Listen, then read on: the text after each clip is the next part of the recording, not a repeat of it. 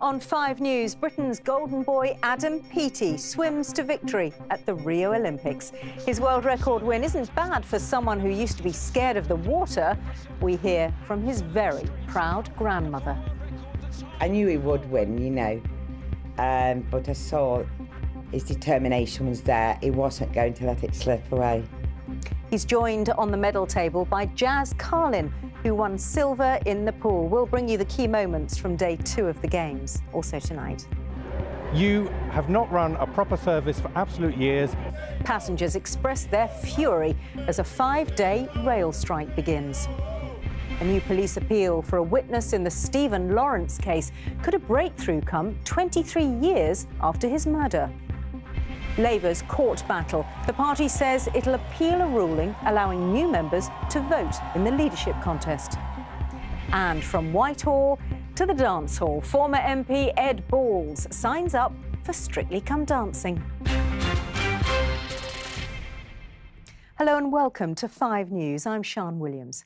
As a toddler, he was afraid of the water to the point where he would scream every time he was given a bath. Well, earlier today, 21-year-old Adam Peaty became an Olympic swimming champion, storming to victory in the final of the 100 metres breaststroke in Rio. It was Team GB's first medal of the Games, and just for good measure, he also smashed the world record, one he'd set himself the day before. As Peter Lane reports, it's not just Adam who's now a star in the Peaty family. A very British way to celebrate a very exciting British victory. Adam Peaty's nan, Mavis, hosting a tea party for friends and neighbours. His success, headline news. Her Twitter account and the hashtag #OlympicNan trending highly. She, of course, always knew he'd do it. I knew he would win, you know, but I saw his determination was there. He wasn't going to let it slip away. There you go, Andy, it's yours. And what a win. Here's 21-year-old Adam smashing his own world record in the 100-metre breaststroke. The first British man to win an Olympic gold in the pool since 1988.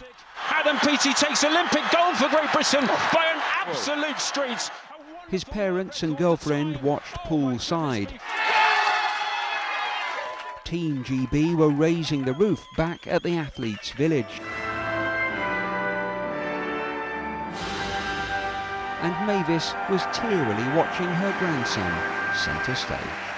And when the Union Jack went up and they sang God Save the Queen, Benny Titcher, that he has really done it, you know.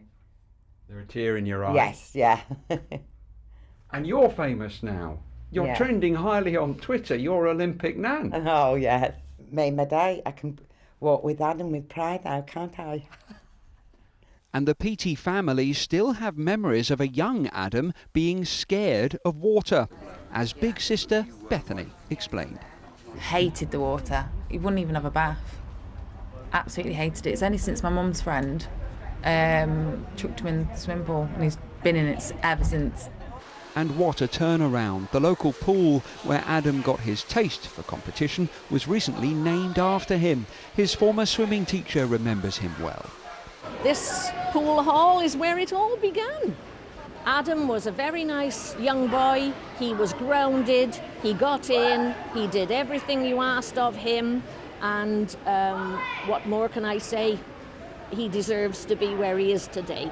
These are the early ones, you know. Back at Nan's, these are just some of the swimming medals from school onwards that tell Adam's story, a story which has now taken him all the way to Olympic gold.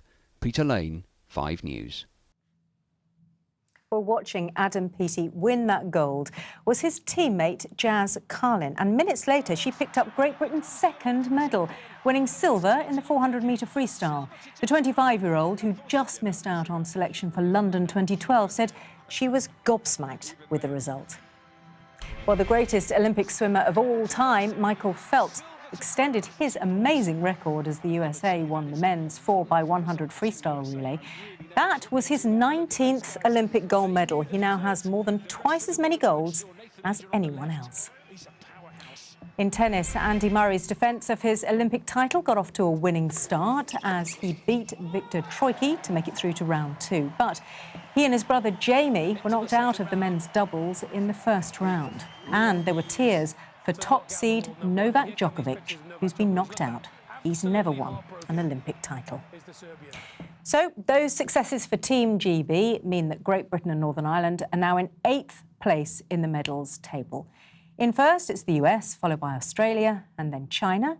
And a chance for more British medals tonight with synchronised diving pair Tom Daley and Dan Goodfellow, the women's rugby sevens and men's gymnastics, all happening in the next few hours. Other news now. Hundreds of thousands of commuters, tourists and others trying to get around the south of England have had to put up with delays and cancellations at the start of a 5-day strike on southern rail services. The row is about who should operate the doors, with the unions claiming that planned changes are unsafe. As Dominic Reynolds found out, there's plenty of frustration on all sides. Welcome aboard the UK's most troubled train service. It's a pretty tight fit. But it's set to be like this all week. This is the first of 5 days of action on southern services, the country's longest rail strike for almost 50 years. Amazingly, today my train was okay, but most of the other times, particularly in the evenings, I can come here, there's 3, 4, 5 trains in a row cancelled. Instead of going back on the train, which we're worried about catching our connections and the train might not be running, we've actually booked to go back by National Express. Is that going to cost you more money? Yes, it's going to cost us £12 each. The argument's over who does this. At the moment, conductors open the doors. The operator Southern wants to give that job to drivers. The argument's been disrupting the service for months, and Southern say it's unnecessary. The strike is not needed. We need to find a way forward by talking to the RMT and working out our differences. I do think commuters are going to be tired of hearing that. You've been saying the same thing for months now. Well, I do think that we've got the right to modernise our train service. We have to modernise our train service. We have to find ways of delivering our train service better than it has been in the past. Now prepare for some further disruption, this time to our interview. Driver-only operation is an established way of operating trains. Run a proper service. I mean, this is the sort Run a proper service. You haven't run a proper service for years. This passenger said he was tired of having to allow 3 hours for a journey which should take 1. We can't even do an interview without angry commuters interrupting us. What does that tell you? Well, that's typical of what we find. There are people who come up to me all the time. Some are positive and give me lots of encouragement and say, we want you to do what you're doing. Others say, you know, you need to sort this out. So it's a very mixed bag. We say no! They're saying no for the sake of passengers, according to the RMT union. They believe driver-only trains risk lives on crowded platforms. The fight is not about job security, it's not about money, it's about fighting to maintain credible and decent levels of safety on our national rail network. Almost 1,000 services a day are being cancelled, affecting hundreds of thousands of lives. But big city property prices mean demand for suburban services like this is growing all the time. This southern story could be important across the country. So, Dominic, a lot of anger and little sign of a breakthrough between the unions and Southern Rail. Could government ministers step in, sort it out? Well, Sian, we've already heard from the Prime Minister this afternoon. She strongly condemns this action, she says, which is only going to cause more disruption and misery. The key word there is more, because even if this strike were cancelled tonight, and that isn't looking likely, what commuters would get back is an emergency schedule, which has already been stripped back of services for weeks. So this is a really important part of the UK's rail network with some really big problems still to solve. Dominic, thank you. Detectives investigating the racist murder of Stephen Lawrence 23 years ago have made a new appeal for a witness they want to speak to. They've released CCTV footage of a man wearing a distinctive-looking jacket in a shop close to where Stephen was killed in southeast London. They say they hope people may now feel more confident about coming forward. Here's Catherine Jones. It's a grainy image, but one that detectives hope could lead them to a man they've wanted to trace for 23 years. Officers believe this man is a potential witness to the murder of teenager Stephen Lawrence in 1993. And it's this picture, capturing the unusual V-shaped design on the man's jacket that has led to today's renewed appeal. The bus stop where Stephen Lawrence was attacked is just 330 metres from the off-licence where those images were filmed. They were captured 2.5 hours before the crime.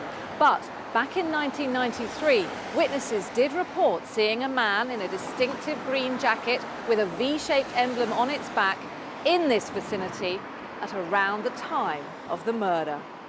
During the initial investigation, this artist's impression was publicised, but detectives only married up this footage to those witness statements during a recent review of the case and realised the man they'd wanted to talk to for so long had been captured on film.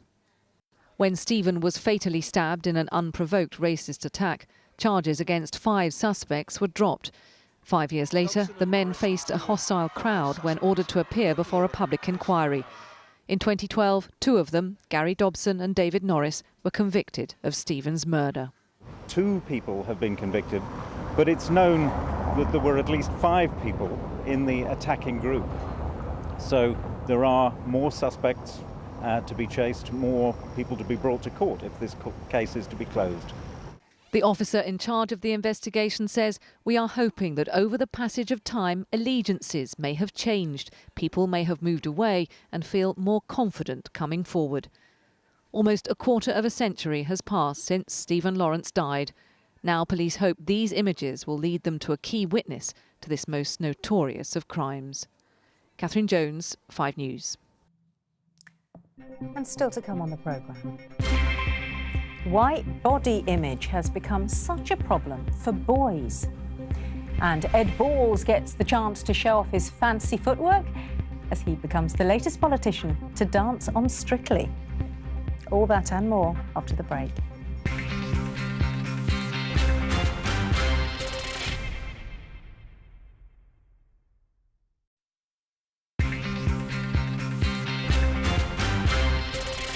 Hello and welcome back. You're watching 5 News.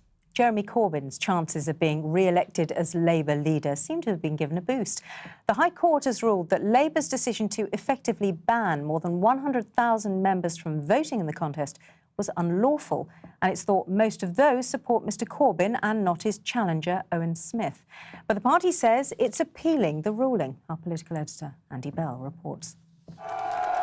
His supporters were delighted. Labour's National Executive Committee had just said Jeremy Corbyn could run for leader. But as he celebrated, back inside, the NEC was deciding anyone who joined the party after January the 12th would not be allowed to vote. Today, lawyers for 5 such members overturned that. It's a good judgment for my clients who are very proud to be members of the Labour Party and want to be fully involved in its processes. And I think it's a good judgment for the Labour Party and is a sort of signal of it being a mature democracy that listens to and involves all its members. After handing down his judgment here in court number 16, Mr Justice Hickenbottom summed up his decision by saying that the rules of the Labour Party simply did not give the National Executive Committee the power to restrict the voting rights of members.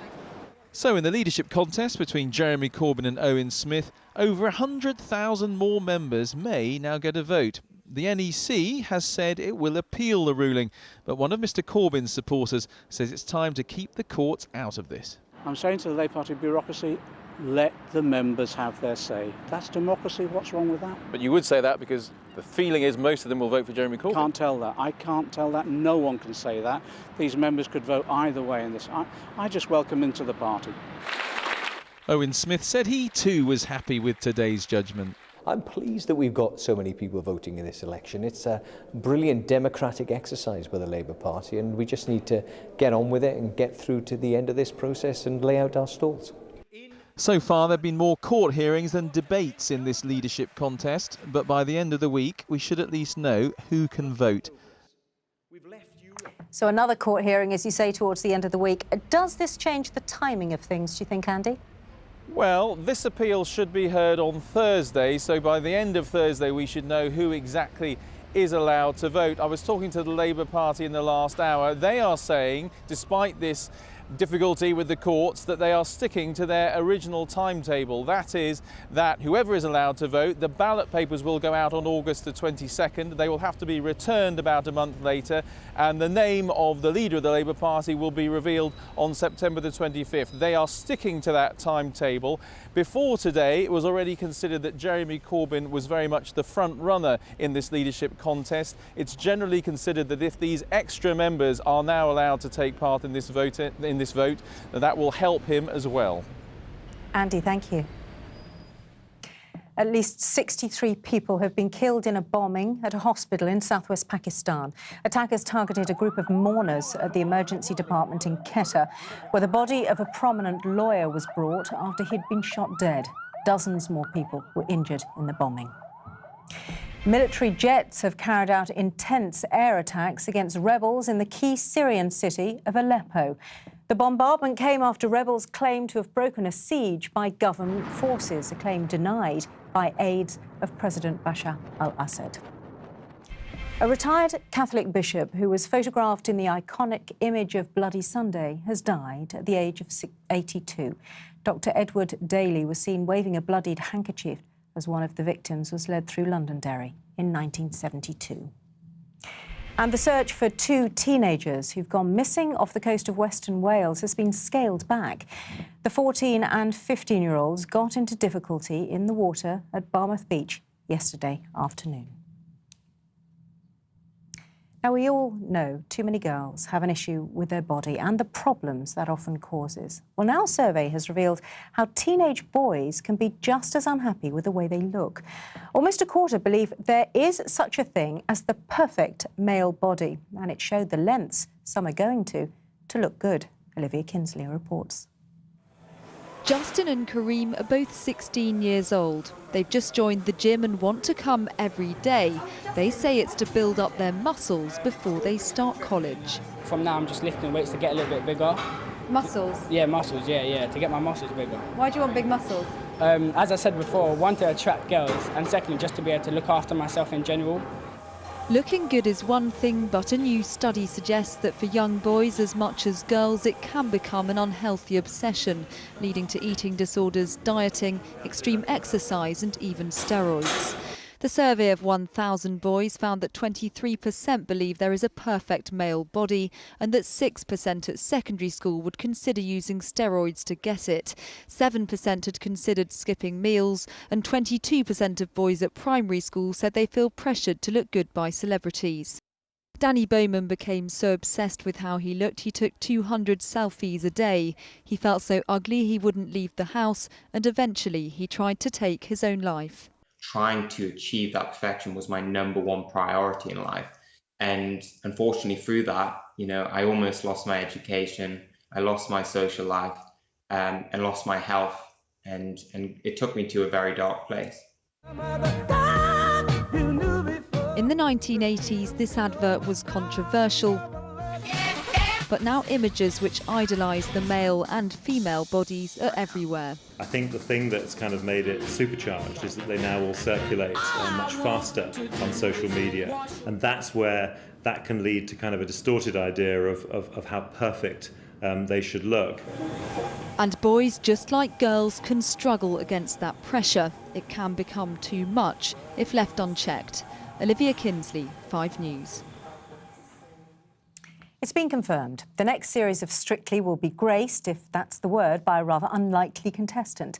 One-time Labour MP Ed Balls admits he's scared to death, saying Parliament was much easier than this. So what are the chances for the former Shadow Chancellor?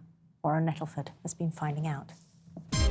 Millions tune in to Strictly Come Dancing each week, often to see celebrity contestants struggling to make the right moves. And so with the new series, voting and all just about to begin, the first man to shuffle on to the Strictly dance floor is a former Shadow Chancellor, Ed Balls. Here he is, strutting on the campaign trail last year. That's it, Ed. Clap to the beat. Oh, you've just lost it. Never mind. Well, after losing his seat last year, he's had more time to practice. Speaking on the radio earlier, he's clearly excited by the challenge. I spent 20 years in politics. I was a cabinet minister. I did all these serious things. I'd like to do something serious again one day. You know, maybe I'll get a full-time job in the end again. But in the meantime, if you can have some fun, do things you'd never do, you know, I could do with losing half a stone. So this will be quite good for me anyway. More than that, mate. Don't worry about that. Maybe someone who can help is another former politician, Anne Widdecombe. Back in 2010, wearing that yellow dress, she showed us all how to saunter the samba. And her advice for Ed? My principal advice would be just enjoy yourself, Ed. You know, it really is tremendous fun. Don't take it too seriously. Really enjoy it and have a good go at the judges. You know, most contestants on Strictly are very meek and mild, and the judges just love having politicians on because they're rude back. So enjoy yourself, Ed.